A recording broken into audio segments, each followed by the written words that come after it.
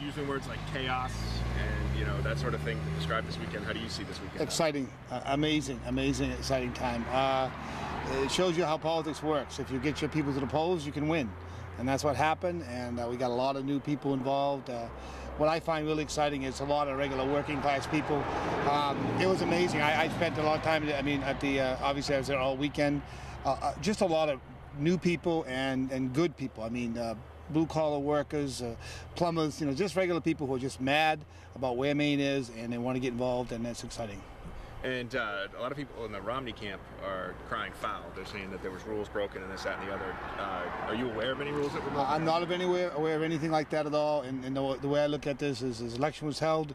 We're going to fight to get our delegates seated in Tampa. That's our position. That's what we're going to do. I don't want to get into legal stuff. I didn't see anything wrong. I mean, I saw a lot of excitement and a lot of.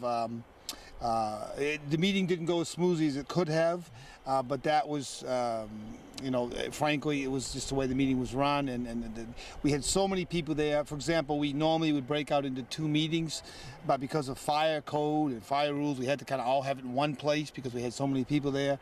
In retrospect, the building we should have gone to a bigger building, but when you schedule these things, you don't know what's going to happen. So I think overall, we're going to fight for the delegates that were elected, to make sure that their voice is heard. Were you surprised by the outcome? Ron Paul winning the delegates that he won? I thought it'd be close, and it was. You know, 4 votes. 4 votes was what the difference between the Ron Paul folks running the convention and the Romney people. And so that's why every vote counts. And some of the Senate candidates were upset they couldn't. There wasn't enough time or something like that to do their speeches. Was that what it was? Was it a time issue? Or? Yeah, it was time. Really, what happened was it's funny how it worked. We always have had our conventions on Fridays and Saturdays, but because we've now got so many more blue-collar workers involved, we wanted to give them a chance to come and not have to take a day off from work. What we found was, the problem was, then we had, it's not a problem, but we wanted to also make sure people go to church on Sunday. So because of the starting late on Sunday, it really set us back. So part of the problem is our fault, that we really need to look at how we're going to make this work and accommodate Christians, people who want to go to church, and also working people who want to come to the event. So if I'm still chairman in 2 years, we'll see if we can come up with a better plan. Yeah, and I guess that leads us right into the next question. You know, your future as chairman. Do you feel like people are upset with you right now? Well, I'm sure there are people upset with me, but the legislature, most of them, if not all of them, Republican legislators support what we're doing.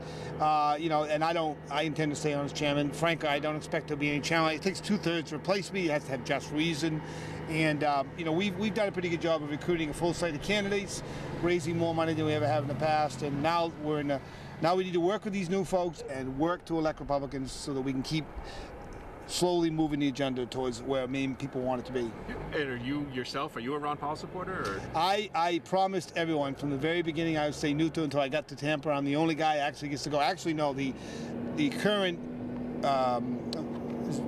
woman and man both get to go because they don't leave until August. But I said I'd stay neutral, and I will stay neutral until I get there, until I vote. So.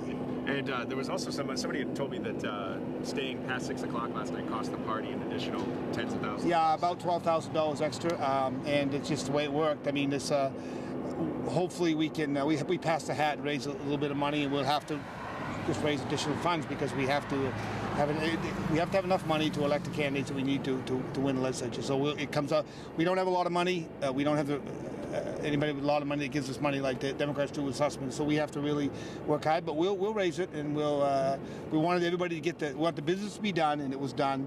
And now we'll move on to raising money to pay for what we've had to take from other funds, other sources. So the state GOP has to pick up that extra. The state GOP will pick it up, and we'll find a way to. We'd set money aside already for candidate, you know, to help elections for candidates. So we'll have to take some of that money to balance the budget and pay these bills, and then we'll have to raise more.